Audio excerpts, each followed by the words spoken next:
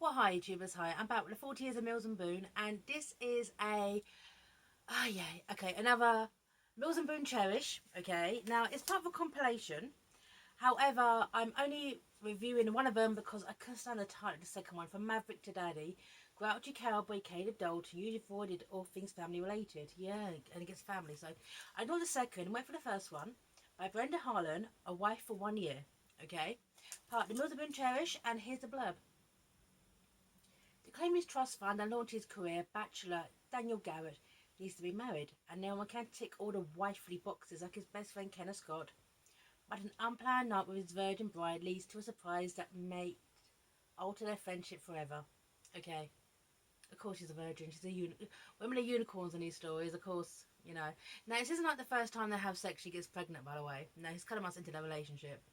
Okay, so just making that clear, okay, because normally, okay, it's the first time they have sex, okay? First time they have sex, she's no longer a virgin and she's pregnant, okay? Yeah, which can happen, of course it can happen, but yikes, okay, right.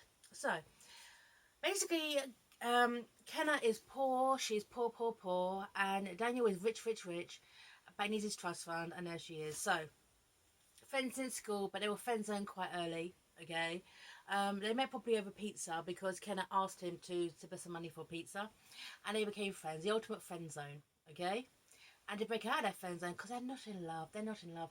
They elope to Vegas. They elope. Okay, they elope. Okay, because of course Kenna, she's a sister who is wild and reckless because Kenna's from the bad side of the tracks. And here we go. Right. A 14-year-old sister had been in a boyfriend's car when Todd lost control of the vehicle as if 30 feet down an embankment for crashing into a utility pole. Oh, yeah. Okay. She was rushed to hospital.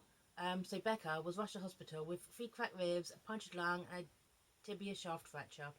3 months later, it was discovered that the surgeon hadn't properly aligned the broken fragments of the fracture, and now Becca walked with a limp. Oh, hey, so do I. Okay? Right.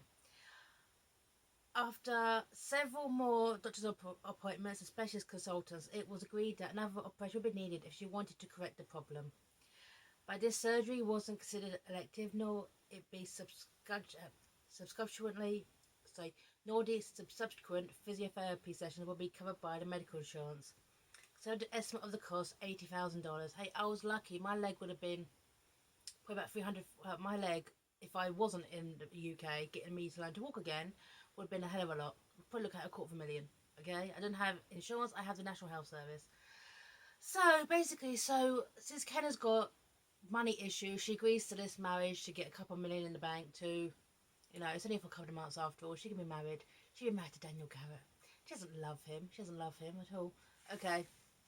So they get married at Vegas, they elope and they tell their families, and Sister Becca gets the money for the surgery, and she starts to walk again because, God forbid, she gets a limp. Because obviously, if you got a limp, it's like you might as well just take you out and put you down like a dog. Because how do you survive a limp? Oh, I don't know how have I survived the last several years. Okay, every time I've put my foot to the floor, it hurts, and the permanent limp. Oh my God, no. But of course, Becca can't have a limp. How will she attract a mate? She has a limp. Yep. Yeah. Right. But of course, Jenna justifies her decision. So Kenna justifies her decision. Of course, I mean, it's after the event, okay? And also they talk about living together, moving in together, and that kind of stuff because they were legally married. It's just a piece of paper. Apart from her status as his wife, John was sitting across him was still the same woman he'd known for more than 10 years, his best friend and my trusted confidant. There's a need for that altered marital status or one of the kids to change their relationship. Okay? Right. We'll get you a new car. You're not buying me a new car. Why not? Because. What kind of answer is that? A valid one. Are you forgetting that I'm rich now? I didn't marry you for your money, Kenna said. Well, actually, you did. She flashed. Okay, I did, but only for a small part of it and only for Becca. Because she needs a surgery. Of course. Of course. Yeah. Because for the one side of the tracks, it's way of giving her a chance. Because, God forbid, she has a limp. Okay. Right. So, for his business, he basically sponsors motor racing. Okay. And he's looking for a sponsors and that kind of thing for his company, and he actually meets one actually when they're getting married of all things. Oh, what a coincidence! So they get together, they get closer, and they obviously start to fall in love. You know, because she's not a mistress, she's his wife, and they have so much in common, and they're best friends. They are best friends in this. Okay. But of course, okay, let's not forget that Kenna is on the wrong side of the tracks, and because of that, she has an odious mum. A mum who's indifferent and selfish, and everyone seems to enable this horrible mother's behaviour, incidentally. Like, this is Kenna's mother, okay? Right. This is when, right, because Kenna's mother's been telling everyone, okay, they got mad because she was pregnant, okay? Right, this bit here. A single wedding triggered to slow you down, Sue Ellen, her mother's cheek. I never had a wedding on my own, and you didn't even let me plan yours. Kenna was tempted to point out that her mother had never had a wedding because she preferred to sleep with other women's husbands than finding her own, but she bit their family on her tongue. While Sir Ellen was obviously no in the mood to rant and rave, Kenna preferred to focus on her sister. Right. But this bit here, okay, right. She was tempted to tell her mother that there were 6.5 million reasons, none of which was a baby. Instead, she went with the reason they manufactured to answer the exact question. We got mad because neither of us could imagine life without each other. You really do love him. She nodded because while she was in love with him, she wasn't in love with him. She really did love him. Of course, the mother, ever the pragmatist, said that you shouldn't waste any time getting pregnant. That way, if he leaves you, at least you get child support. That's not pragmatist. She's an arsehole. She's an absolute arsehole. Never seems to be able, okay, her mother's odious behaviour. Oh yes, her mother, Kenna's mother, and obviously, you know, Becca's mother, 6 married men, is a single mum, one side of the track, she's odious, and everyone seems just to enable her behaviour. Okay, just keep her mouth shut. So they're basically saying, yeah, we're in this financial position because of your actions, mum. You're a horrible person. You know, I mean, in any other circumstances, any other Mills and Boom book, and they probably are out there, haven't found them yet. Okay, they probably are, and if you find them, let me know in the comments. Is, you know, it's kind of like I have to marry this guy to save my sister, even though she can't live with a limp, God forbid, because of my parents' odious actions. Okay, now they do exist. This is a Mills and Boone after all, but the fact is, okay, that, well, basically Kenna's got lucky that her best friend's a nice guy, okay, who gets his trust fund. But of course, eventually, 180 pages in, okay, they have sex finally. They have sex, and here you go. And when he walked back into the bathroom, he turned on the light. His head was swimming with euphoria. It took him a minute to put the pieces together. He returned to the bedroom, no longer feeling relaxed or satisfied, but absolutely furious. You were a virgin. Yes, he blames her for being a virgin, even though, hey, she is a sacred unicorn, and obviously she's in her mid-20s and she's a virgin. Yeah, of course.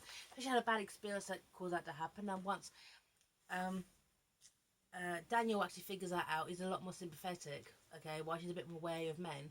But, of course, okay, he does actually blame her for being a virgin. However, further along, they have a little bit more of you know, a little bit more of loving. A bit more loving. And Kenna finds out she's pregnant. Oh, of course. And the thing is, even though that Daniel's becoming a good guy and he's from a good family, and you know he'd do right by her, okay, because they are actually married, oh, she freaks out. She freaks out and does something absolutely despicable, in my humble opinion, okay? Right, this bit here. Right. Right. She tells him that she's not pregnant even though she is, okay?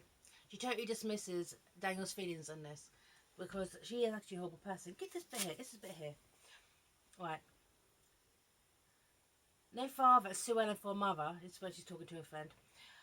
I say it's a miracle you survived. That's not the point. I didn't realise you had one. You're a teacher. You know statistics. A child in a single parent home is far more likely to perform below his or her peers.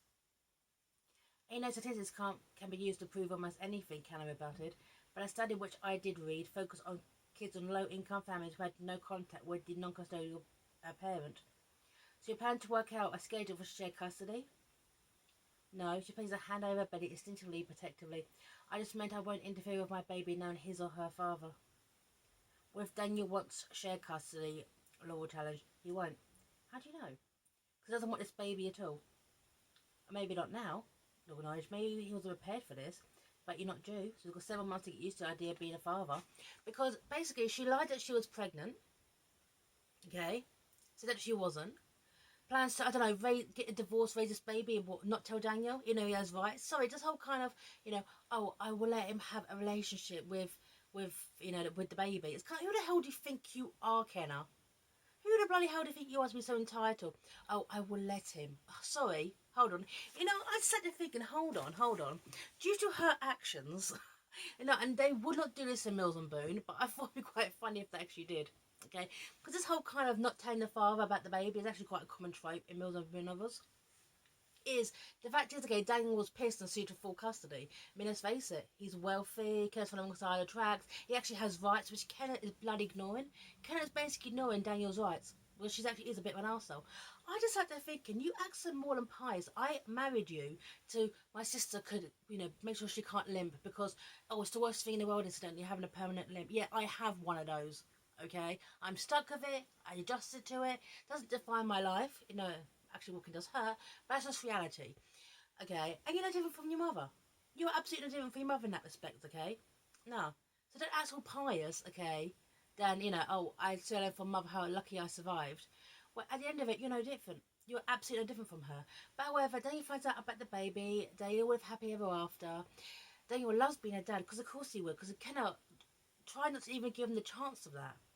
So, I will give this book by Brenda Harlen some respect. It is actually very well written and you understand these characters.